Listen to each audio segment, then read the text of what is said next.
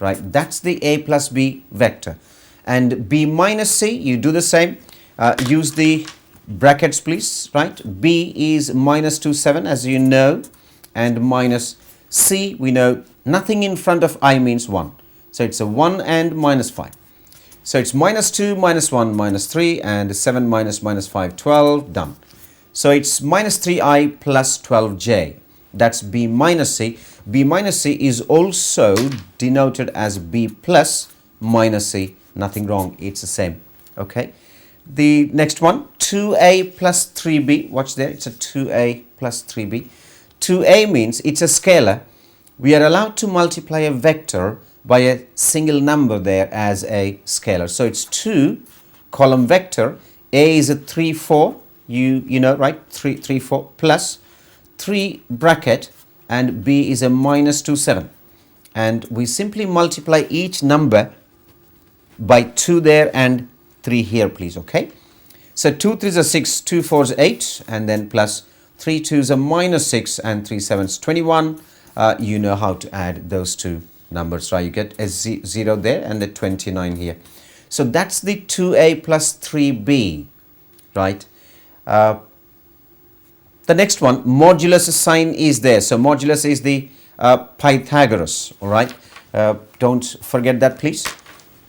And 3a, you know now, 3 times the column vector, which is 3 and 4, plus b is just a minus 2 and 7. You know how to multiply now. 3 3 is 9 and 12, and you can solve that, right? And you get the final answer. When you get this answer, please understand that's a 9 minus 2, 7, okay? And 12 plus 7, 19. We are supposed, so 7, 19 means 7i plus 19j, right? 7 steps right, 19 steps above from the center of the graph paper like. So we need to use the Pythagoras to find the actual length because we need the magnitude. So it's a 7 square plus 19 square, right? You can do that, 7 square plus 19 square under the root and find the answer. That's the magnitude or modulus of that 3a plus b. Okay, those are just basics there. Now, three-dimensional vectors, what it means we'll see. So I have a x and y z axis there. If you go back a little bit, that's the x-axis, y-axis, and z-axis here. Okay, so I'll just take you close there. Let's see. Now that's the y. This is the x. This is the z. Please, angle between them, between any two of them, there is 90, 90, 90. We said that x-axis means towards west there, or east and west. We show it as I direction. Plus I is right, minus I is left. J is above, and below should be minus j. Now for z-axis, what we did, we use a word called k, right? It's internationally used as ijk, so we mustn't change them, please, right? That's it. So k is also a unit vector on the z-axis or in the direction of z. Then how in 3D means in space. So we are in space now, right? 3D. If there is a vector OA, there watch OA, which is 2i plus 3j plus 4k. So 2 steps right, 3 steps up, and then you move 4 steps towards the z. To find the length or the magnitude, we do exactly the same as we did for 2 dimensions. So this is a kind of Pythagoras for 3D. So simply square those x, y, z and add them under the root, you get the answer. All right. Very, very important concept. So you understood k now. That's the third one, I, j, k. Then distance between 2 points works exactly same as the C1. If I have a point A, which is 2, 3, 5, okay, and a point B, minus 1, 2, 9, in 3 dimensions, that's a x, y, z, please. So 2i plus 3j plus 5k, minus 1i, 2j, 9k. To find distance between A, B, we use exactly the same rule that we used in C1 or GCSE. x1 minus x2 whole square, 2 minus minus 1 whole square, plus 3 minus 2 whole square, and then say 5 minus 9 whole square. and under the root. So the same basic rule we apply, which is x1 minus x2 whole square plus y1 minus y2 and then z1 minus z2, square it and find a root. You get the length or distance between any 2 points in 3D. That's all. So those are some of the basics we have learned, right? These are just normal basic GCSE stuff, right? Now we look into the A-level work, which is called a scalar product. How do you multiply two vectors and apply them to solve these sums? Okay, right. The next section now is is called, what is a scalar product? What's the meaning of scalar product of two vectors? It's also called dot product. That's what it means. Dot is exactly a dot, okay? We are multiplying two vectors. The first vector is 3i 4j, 4i minus 6j. Find a dot b. Please understand that dot means that's the dot product. It's called a scalar product because after you multiply, you get a single number which is a scalar. It's not a vector, please. That's why we call it scalar products. Now, the proof and all I will show you later. Let's see how this is done. We write the column vector, a dot, and another column vector. We substitute the value, say the 3 and 4, column vectors there, and a 4 and minus 6. All that we do now is we multiply the first two, the I numbers, 3 times a 4, 12, plus we multiply the j numbers, 4 times 6 minus 24, and we simplify them. In the end, we get a minus 12. That's all. So it's not a vector, that's just a number, so it's a scalar.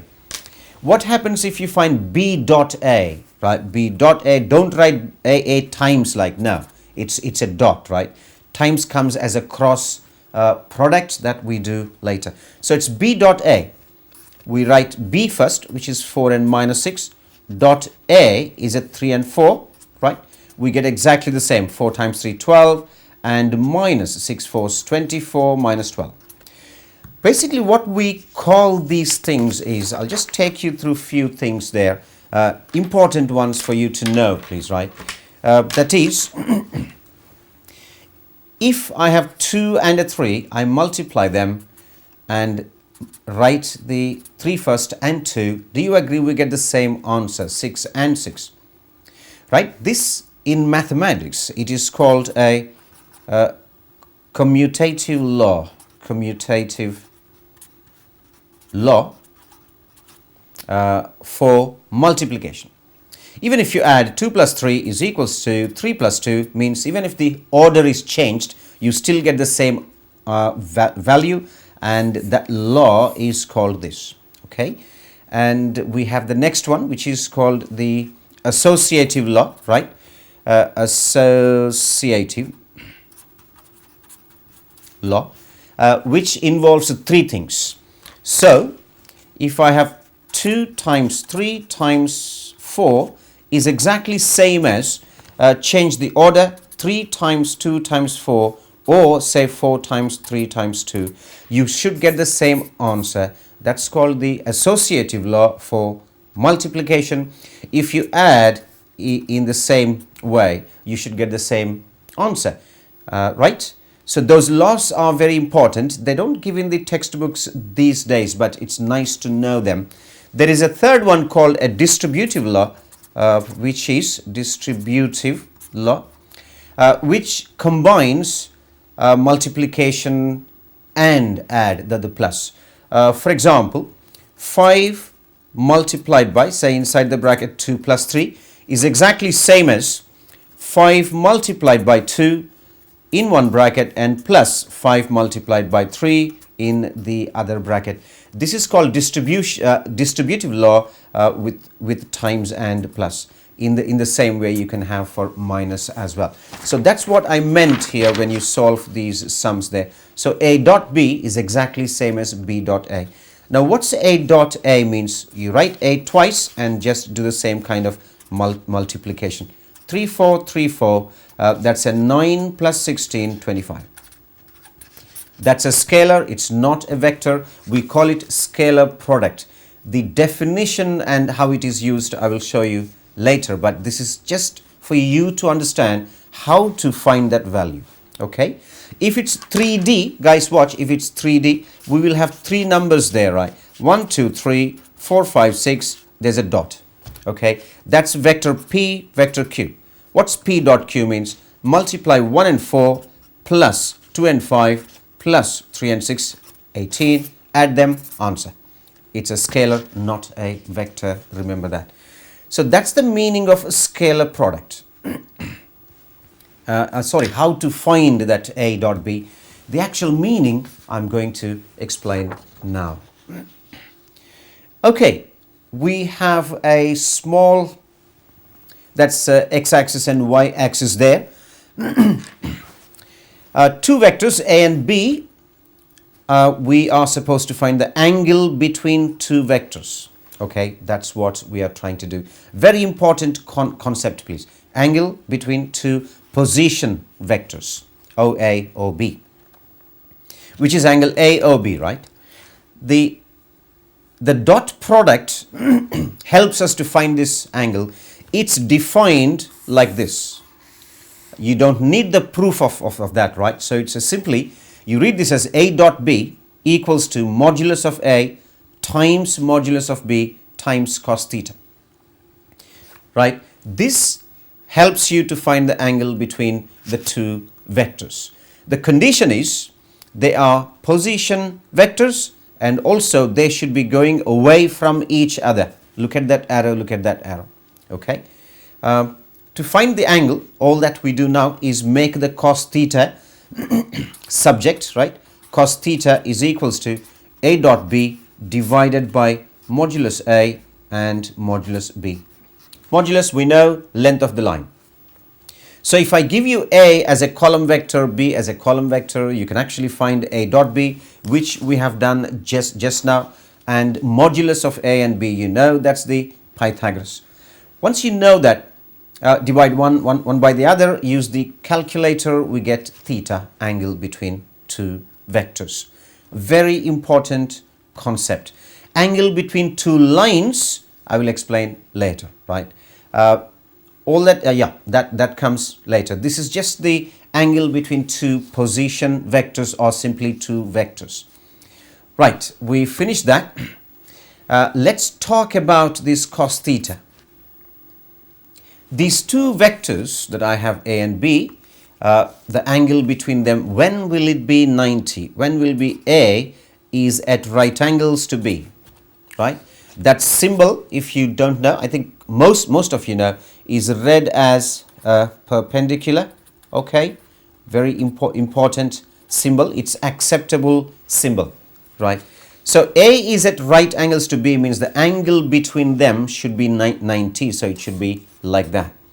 So when will that happen means we substitute theta as 90 and see what happens here. All right. So I'm taking you through those two first. Vectors that are at right angles to each other. Let's write the rule that we know, which is cos theta equals to A dot B divided by modulus of A multiplied by modulus of B. Okay, that's the angle between two vectors. We said that the vectors are 90. Say the angle between the two vectors is 90. So let's write that as a cos 90 because we know the angle as 90. It's A dot B over mod A mod B, right? Modulus, please. Now, cos 90 is 0. That's 0. So if you transfer the modulus of A, modulus of B, the product on that side, that also becomes 0. In other words, you get A dot B equals to 0. If you get, when you find A dot B for any question, 2D or 3D, it doesn't matter. If you get 0, you have a right to say the angle between the two vectors is 90. Okay, that's the first condition I want you to remember, please.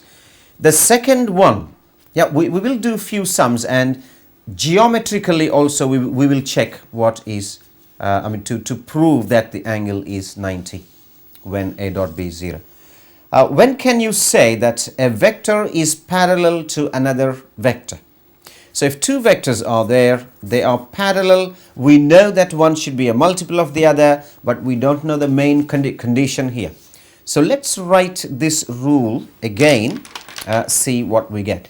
We said cos theta is equals to A dot B and modulus A modulus B. This time we are saying that the two vectors are parallel to each other. So parallel means the angle between them is 0. There is no angle, right? That's 0. So I will write there as cos 0 degrees equals to A dot B over mod A times mod B, right? Now once we got that, we are happy to say, all right, what's going to happen now is cos 0 is 1, we know. Use the calculator, you will get 1. So it's A dot B divided by modulus of A times modulus of B. Cross multiplication, please. If you take this to the left hand side, that's 1 over 1, you get, watch the screen, it's A dot B equals to modulus of A times modulus of B. That's a times sign. So if A dot B equals to the product of moduli, say of AB, then you have a right to say angle between the two vectors is 0 and the vectors are parallel to each other, right? Condition, the first one, A dot B 0. So angle between the vectors is 90, right? If A dot B equals to modulus A modulus B, you can say that the vectors are parallel to each other, and at the same time one is a multiple of the other. Okay, those are basic, very important rule to solve these sums, please, right? Now geometrically, let's see, is it true? Is it really true when two vectors are at right angles to each other, the product A dot B, say, will it be 0? So I have drawn two vectors there, watch. That's the center point of the graph, which is the 0, 0. OA is a vector, which is A. OB is a vector B. Trust me, I measured the angle there is 90. Happy? Now let's multiply them. A dot B must be 0, isn't it? A dot B should be 0 for the two vectors to be at right angles to each other. The first vector is 8 and 4. The second vector is a 2 and minus 4, right? We know how to multiply the dot product value. 8 times 2, 16, plus 4 times minus 4, minus 16. See, you got 0. So A dot B is equals to 0 and the angle between them is 90, please, right? So that's the 90. In the same way, so we proved that, isn't it? If A dot B is 0, the angle is 90. Practically, or using a graph paper. Now I have drawn a vector here which is parallel to this. Parallel means one should be a multiple of the other, right? A is a 8, 4. 8i plus 4j, that's a 4i plus 2j, so it's a half of that. Now let's multiply and see what happens. I'm going to find the dot product, right? A dot B here, watch there. A dot B, 8, 4 multiplied by 4, 2. We have 8 4s 32 and 4 2s are 80. I have a 40, right? That's what I have. So A dot B is 40. The condition we know is, if the two lines are parallel, the condition is A dot B must be same as modulus of A times modulus of B. So we found A dot B, we got 40. Let's go and find the modulus, right? Modulus for that, you all know, right? Pythagoras, right? So that's a 4 square, 16, plus 2 square, 4, 20. So that's actually root 20, right? Modulus, please. The length of the line is root 20. The length of the line OA is also Pythagoras, 8 square 64 and 4 square 16, which is 80. That's a root 80. Okay. Now the condition is here. Watch the screen, very important. A dot B equals mod A times mod B. Is this true? Practically we have drawn, right? A dot B, we found first we have a 40 at the top of the screen, right? That's pink 40, right? And modulus of A we just found as a root 20. No, that's root 80. Multiplied by modulus of B was root 20. 8 to the 16, 1600 under the root, which is a 40. So 40 equals to 40, that makes sense. When the vectors are parallel, A dot B should be equal to mod A times mod B. Okay, practically also it just works if you use the graph paper. Last few things to go, right? Very important one. Then we solve few questions. I want you to look at I and J. Guys, listen, I means I'm talking about a unit vector in the direction of the x-axis, right? So that's I, right? And this is J.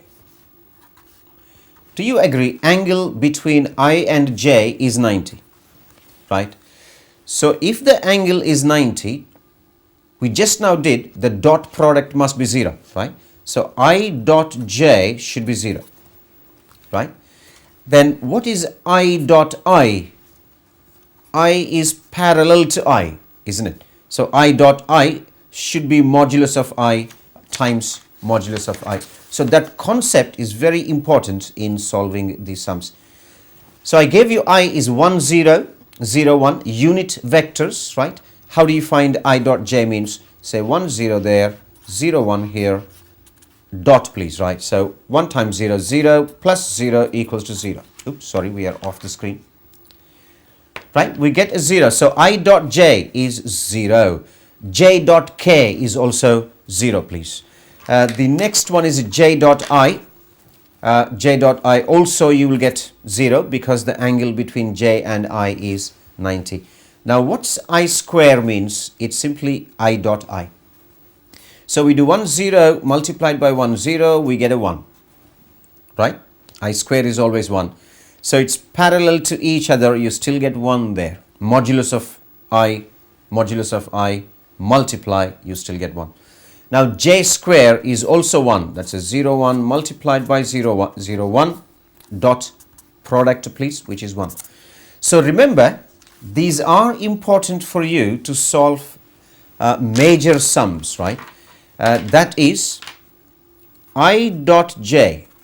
Do you agree angle is 90 equals to J dot K, angle between y-axis and z-axis is 90, equals to K dot I, or do whatever, right? Your answer is supposed to be 0, right?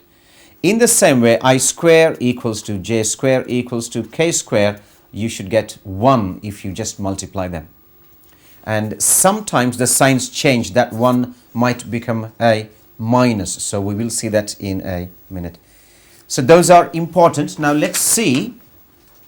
What we said was the dot product, we simply multiplied two vectors to see how we got. Watch there. We said 3 times 4, 4 times minus 6.